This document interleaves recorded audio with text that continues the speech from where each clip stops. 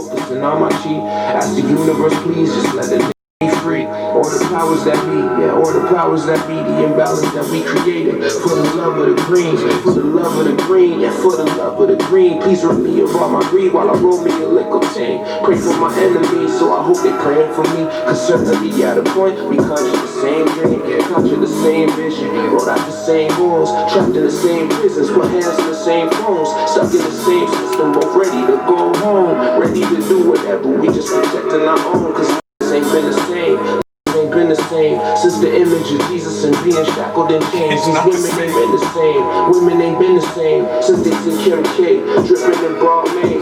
For the love of the fame, yeah, I often talk to myself cause I enjoy intelligent conversation. Tell the truth deep down, that's what the people craving. Deep in the 12th round, it's got my heart racing, I can't stop, yeah.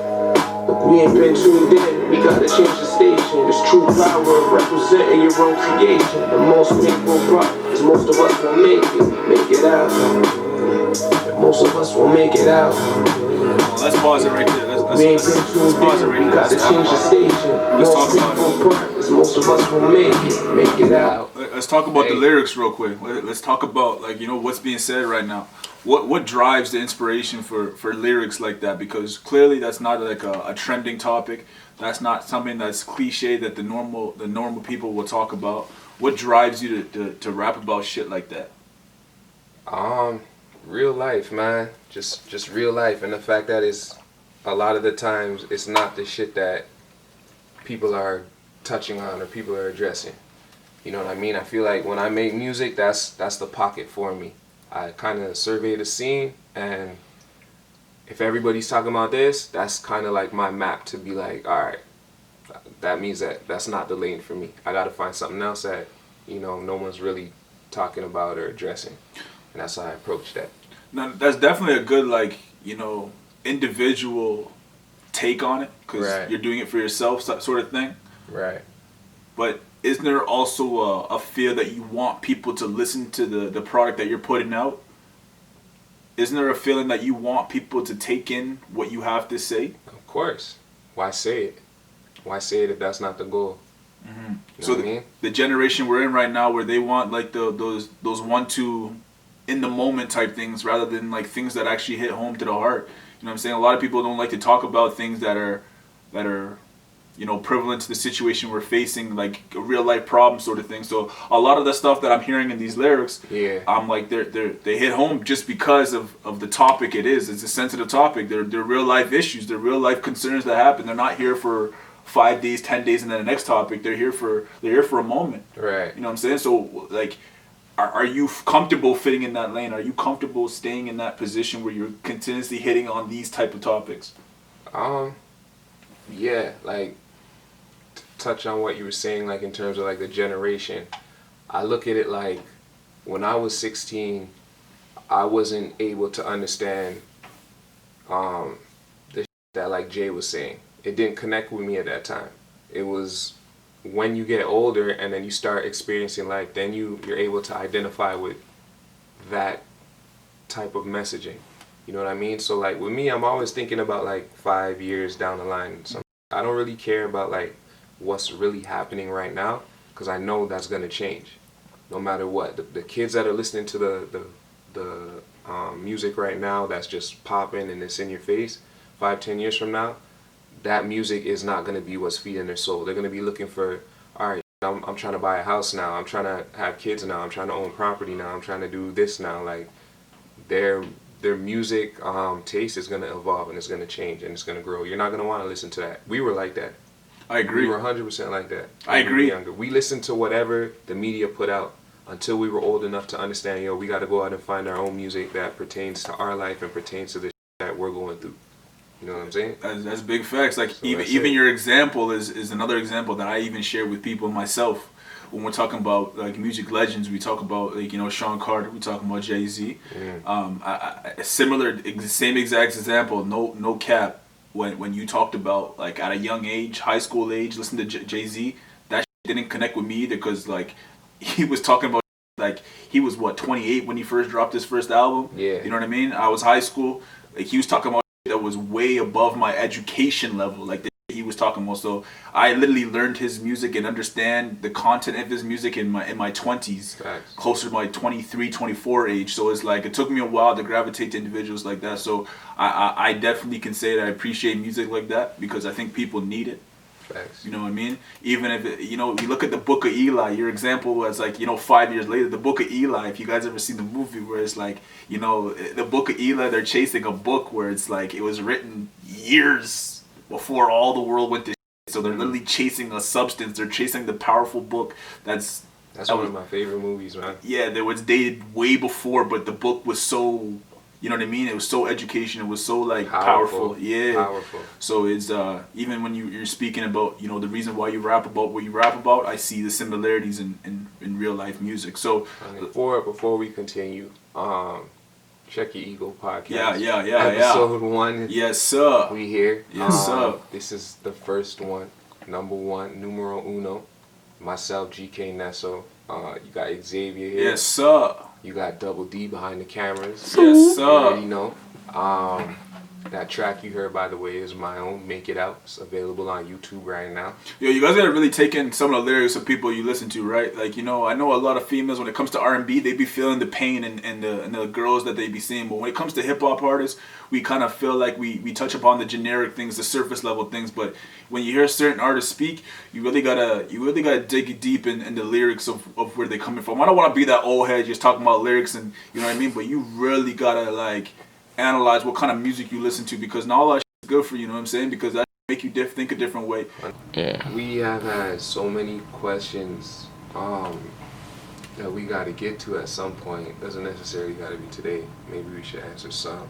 The whole purpose of this podcast was to touch on everyday issues regarding men and women, particularly questions that we might not necessarily want to ask each other. So, we definitely got to go in on some of those things, man. Like, a lot of them are pertaining to marriage. A lot of them are pertaining to relationships.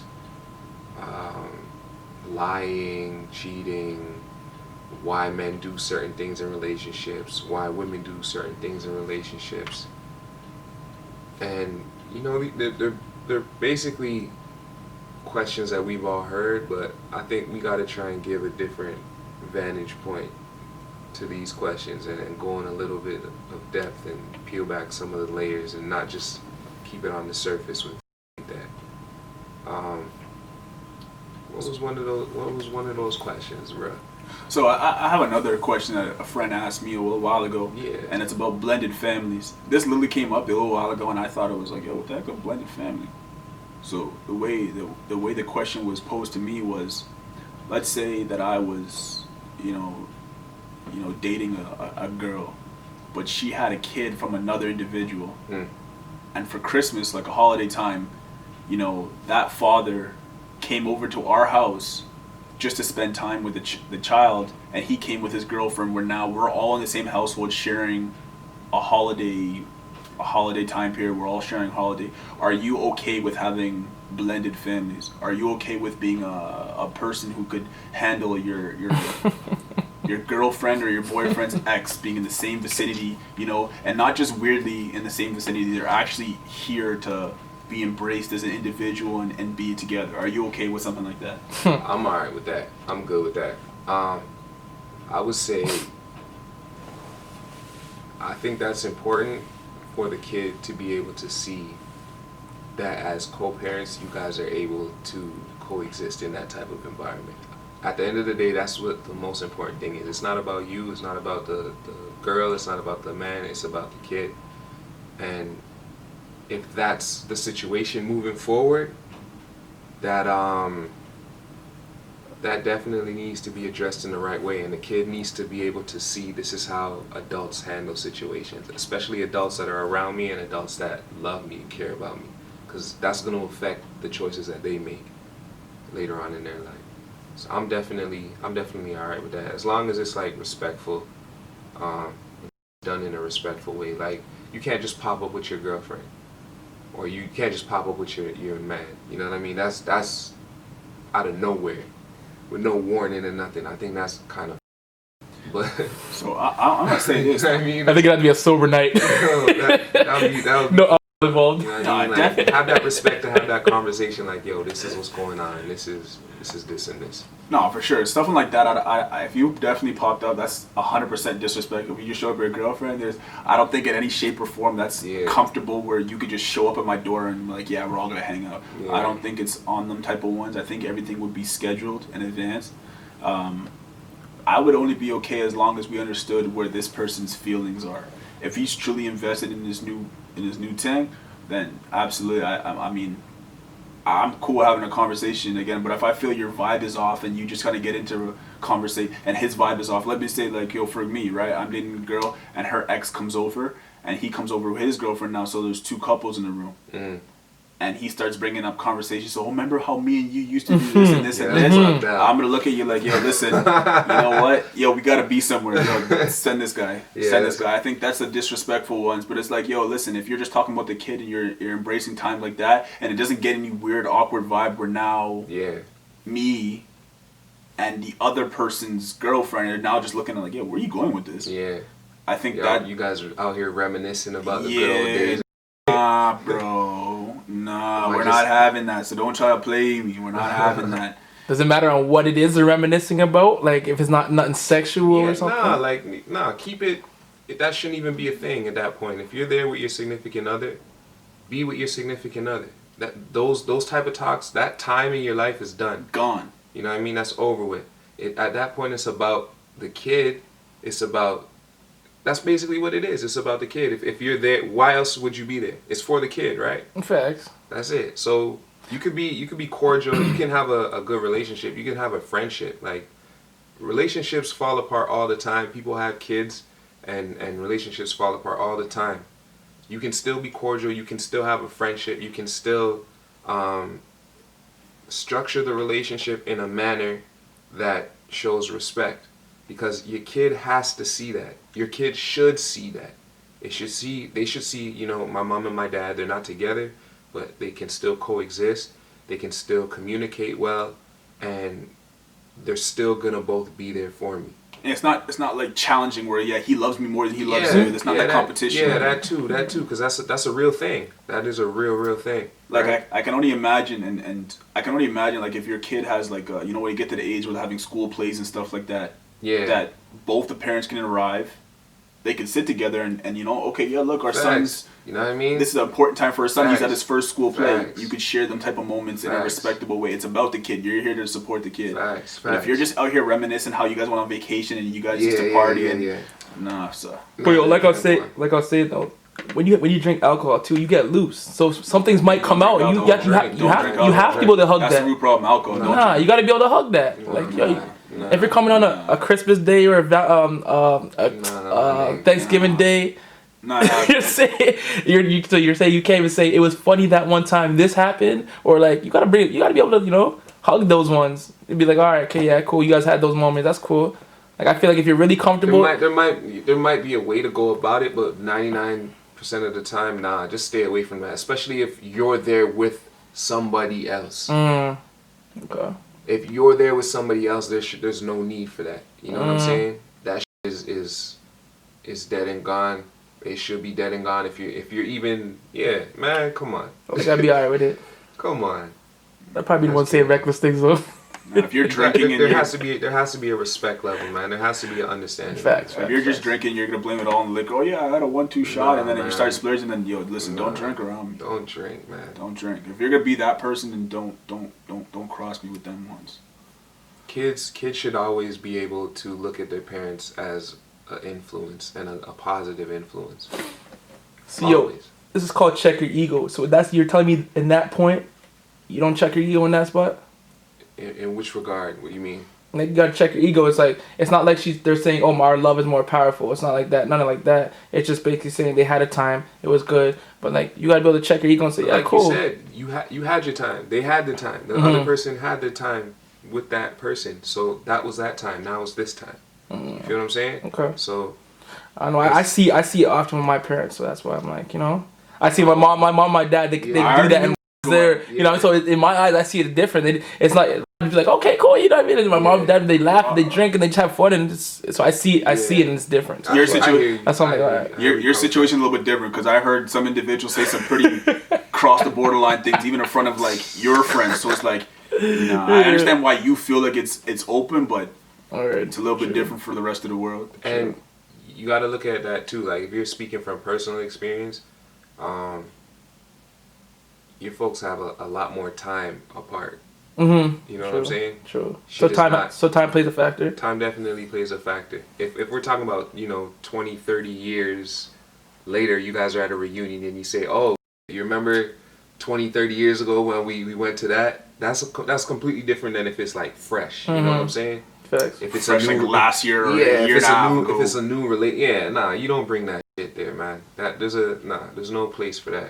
And that's why I think like this type of conversations is good because you got to think off a surface level. You got to really get into layers. Facts. And that establishing how many years went by is describing different layers in the topic. So again, if it's like last year you guys were together, or 2 years ago, or like 3 years ago, and you're just like, oh yeah, remember we used to do this, and this. That's too fresh of information just to kind of just be sharing when your new person's involved and trying to get closer to that individual. He's working on a relationship with your kid's mom, and now you're trying to. Oh, I didn't even know. And now what if he's finding out new things? Oh, you do that? Oh, I didn't even know you did that. Imagine what your face and your feelings look like. You don't even do that for me now. Nah, sir. Yo, that's real life. That's real life stuff, man. That happens. That's real life stuff. Breaking news right at your Christmas dinner. I mean, that was a good question. That's a question that I want to hear a lot of different people's take on. You know what I'm saying? So in the comments, y'all give us your stories. Is that okay? Would you guys agree with that? If you and your significant other went to your child's mother or your child's father's place for dinner, and they had their significant other there, and they started reminiscing on old times, would you guys be alright with that? You guys gotta let us know, man. Blended family. You're trying to have a blended family. You're trying to have everyone all at the same table. It seems like our generation is owning that. Like we come from that. We're just embracing that, and we steer towards that because we break up so easily. We don't sit and work things out with each other. When things go wrong, we just get up and leave and enter new relationships. And before you know it, everybody's blended. You know what I mean? So let's talk about, because I really feel like some people would say that's normal. You got to understand what makes things normal. If you didn't work on foundational things and it led to this type of result, then I wouldn't consider that as normal. You know what I mean? You didn't work on core foundational things where you didn't understand who this person really was. You know what I'm saying? So again, you got to be able to work through your issues in relationships. You got to be able to, conversate about different things. And I think these type of conversation with your spouse about blended families, about, other individuals and how they see life. You got to be able to discuss these different things with people to understand who they are as a real person. I don't feel like a person in a relationship. We talked about this in, in our other location about, how long is it time for you to, let's just drop the next question. How long should you wait before you claim this individual? How long should you wait before you guys will go through that? There's different stages. Different you meet stages, a girl, man. You meet a girl, you know what I'm saying? You start to hang out with her a little bit more. Then you start taking her on dates where she understands that, you're the girl or you're the individual she wants to see on an occasion. And now she gets the vibe that, maybe we like each other and maybe want to exclusively see each other. How long before you start to claim this girl as your woman? And you can bring her back to your folks and be like, hey, mom, this is, who I've been hanging out with lately. Or you bring it to your people and be like, how long, this is my thing now, you know what I'm saying? This is my girl, for real. How long should it take? Oh, man. You know what? Honestly, that's a tricky question because it goes back to your values. Are you able to distinguish in that person the values that you want to see? And how long does it take you to distinguish those values? Somebody might distinguish that in 2 months. They might say, yo, this person checks off all of these boxes in 2 months, right? Another person, it might take longer because they're more thorough. Myself, I would like to think I'm a little bit more thorough. I would, So are you saying, when you say thorough, are you saying that someone who spends 2 months to check off the boxes is not thorough? Or are you just saying you're thorough that you look at more things? I think I take it a little bit deeper. You know what I mean? I'm not, again, like, I'm trying to figure out a legitimate way to explain this. And you see how I'm gonna look at somebody on multiple levels. I'm gonna look at you on a physical level, obviously, an emotional level, a spiritual level, and a mental level. All of those. Not everybody kind of configures. Not everyone configures their views and their ideology towards a relationship like that. Most people think like, all right, this person's making me feel good right now, in this moment, so I'm gonna rock with them right now for the time being, and we'll see where it goes. I'm gonna take a lot more time because I feel like if I'm with you, we gotta have conversations about you, about your goals, about what you want to accomplish. We gotta have conversations about me and my goals and what I want to accomplish, what we want to accomplish together. What's our plan? What are we trying to do here? Is this just fun? Is this just a sexual attraction? Is this just a physical attraction? That's how deeply I think about this type of shit. And that's probably why I don't really, do the relationship too often. What about you though? like to put a time put a time on it is That's a tricky thing, huh? Because like for example, I've spoken to people who got in relationships and got into marriages and it's worked out in a shorter period, and I understand like I had to figure out what made you make this conscious decision to, and they say their values align. They've seen how the person was already, and I'm like, okay, cool, that's a good way of thinking about it. There's other people who just live life on a fast lane where they just like it comes from, dating, marriage, and then they have kids, and then that's just the way they I guess program. Yeah, that's just the program, the script they chose to live by, and I'm like, okay, who am I to judge your scenario? Thanks. I can consciously say that I don't have a lot of individuals in my life where I've seen marriage work. I see a lot of broken families. I've seen a lot of one-parent households. Yeah. So I choose to inform my own opinion on how long things should be, and I think the people who've been around in my life and the individuals know who they are. They've been around my family because I've seen certain things in you that I see that you could teach my kids. And the biggest thing when I'm looking for a girl and I'm dating a girl is to see where your morals are at. Facts. I gotta see how you're gonna treat individuals. I gotta see how you're gonna train my daughter when I'm not around. Facts. I gotta see what kind of things you're speaking on me, because those are the bigger things that stay true to my heart. Facts. I'm cool with going out with you and having a drink with you, and we go and get food, but I really gotta see who are as a character, because ultimately our kids are gonna grow up to be who you are. And again, and if I have a daughter, goodness gracious, I can tell her I don't know if I'm gonna be able to have those tough conversations. It's gonna be a lot tougher for me to have those conversations. You got to, man. Those that makes it that much more important. You know what I mean? Definitely. I didn't mean to cut you off, but you mentioned the daughter thing, and that's a sensitive topic to me. Just because I know how easy it is for young women to fall off track, and especially when you don't have the influence of a father in your life, that can dictate certain choices in your life that could be completely destructive. When you don't have that male influence that is giving you game on how a man is supposed to treat you, and you don't have that influence to see this is how a man is supposed to conduct himself, it leads to a lot of pain, a lot of trauma. It's not financial gain that you're looking for. What do you mean? Like a man, when you say a man is supposed to treat, you're not just looking for solely just financial gain. You're looking for a man that ultimately, like with my daughter, my goal is I want you to find somebody that is a version of me. I think that's a fair thing to say. Is a version of me. I want the guy that you choose to have the same type of morals, to have the same type of instincts that I have, the same type of caring nature that I have, the way that I raised you, I want him to be able, if you guys have kids, I want him to be able to raise your kids like that. You know what I mean? So now let me ask you. What's good? Did you come up with all this after your child was born, or did you think like this prior to your child was born? Because that makes a big difference. You're telling me that I have to. Anyway, I'm gonna let you answer that. Yeah, definitely prior, but it intensified once she was born, 100-fold. The conversations got deeper.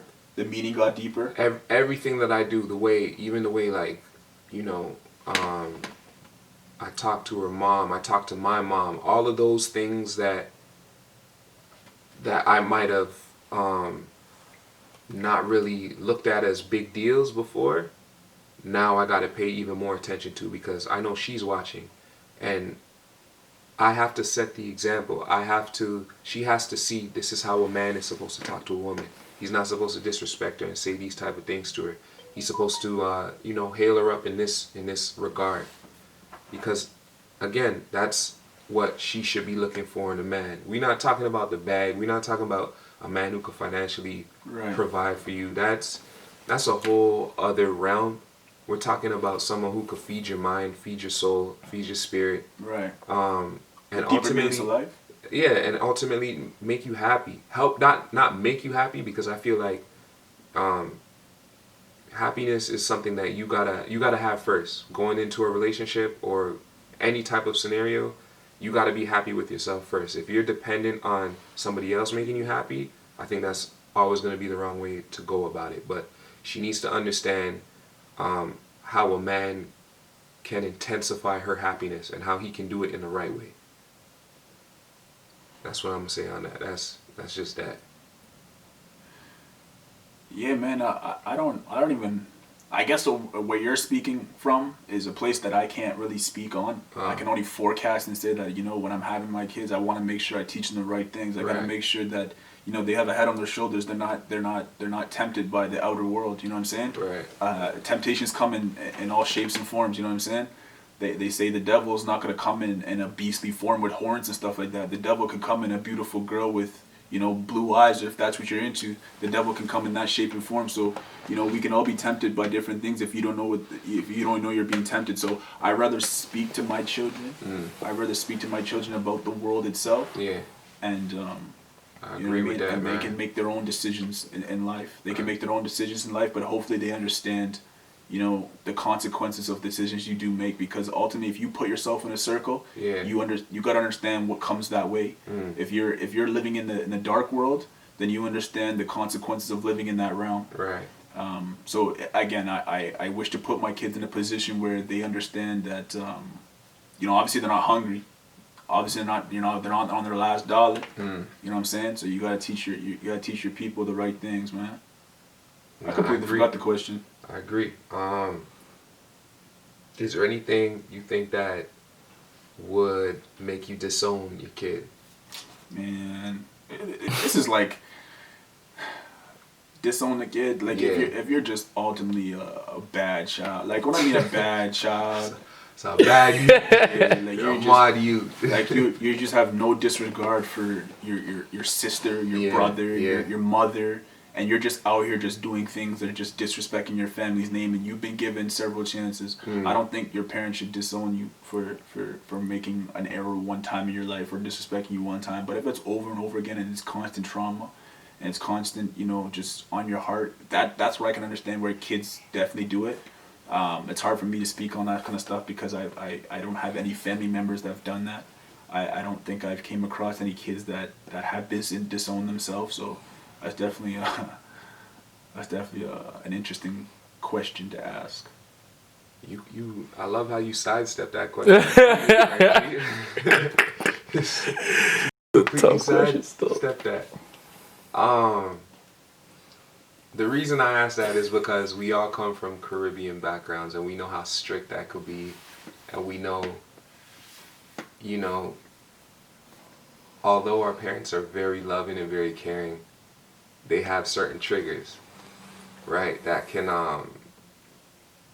ultimately decide if they want to cast you out or not. And I was just asking that because I'm seeing if we carry those traits if they pass that down to us? For me, I don't think so. I think unless you're like a mass murderer out here in these streets going crazy, and there's no hope for you or anything like that, then yeah, I'm gonna be like, you know, you made your choices. I can't rock with that. You know right from wrong. I taught you better than that. You're out here going crazy. You're on your own. But for the most part, nah. I don't think there is really much that would make me disown you. You know what I mean? I think everybody can learn from situations they go through. Life in itself is a growing experience. And you know what one person might look at as a mistake, another person might not look at as a mistake. So who's to judge and who's to say? It would have to be something real serious. Like, you know what I mean? Yeah, one thing you said is, I don't want to be harboring someone that's just out here doing wrong. Yeah. Like, I'm not gonna just allow you and just to continue making the same harmful mistakes over and over and over again. And yeah, I'm just gonna, my door's always open type of thing. I think at one point there's gonna be a line that's crossed. And I'm not saying I could ever, just throw you out the door. But I don't know if I could just like, if it's an extreme where it's like, you're a mass murderer, you're out here in these streets just, on a regular, you're so Mike Myers. Yeah, like, I don't think I could just have you just, he's just upstairs. Like, yeah. He's just in his room. Where's this guy at? Oh yeah, he's just in his room just plotting his next murder. He's just planning his next terrorist attack. Like, nah, I can't have you doing that. But it's like, yeah, man, I'm gonna talk to you as much as I can. I'm gonna try to educate you to understand the consequences of some of your actions you're doing. You know what I mean? You're affecting other people's life. You're killing one person, but you gotta understand that, the family around him is now devastated that this one person's gone. So you gotta understand the effects of some of the decisions you make. Consciously. So what age do you think you'd be like, all right, kid, now it's more on you to make like these decisions and like basically like, okay, I'm saying like, all right, is there an age where you can say like, all right, 20-year-old, you know what, forget it, you're on your own. Now, honestly, I'm not backing you. Is there an age where that comes in play, or is it like, whatever, at 30, 40, 60, you're still holding on to this kid for whatever, wrong or good or bad? I'll ask you, Ness, because it's more. If you said you wouldn't disown your kid, but is there an age that plays a factor in that? Yeah. Like, nah, because like what I said before, it has to be something severe. So if you're out here causing havoc at 17, 18, you're out here just murdering people. At 17, at that age, right from wrong. You shouldn't be doing that. It's no different than if you were 30 doing that, in my books. So the age factor doesn't really, come into play at all when it comes to that. Now, if you're in a situation where you're defending yourself, or you made a mistake, you made a serious mistake, you were young, you got in with the bad crowd, some shit went down, boom, happened, you got rapped for it, then that's different. You know what I mean? You came out, you learned from it. I'm not gonna disown you. I'm not gonna look at you in a negative light, like, you're the black sheep or anything like that. You made a mistake. As long as you understand that's not the route you want to go. I'm gonna still rock with you. You're still mine. You know what I mean? Your flaws are my flaws. So ultimately, I have to take some accountability too. Like, what could I have done better to prevent that? Especially if you're under my roof and you're my kid. Yeah,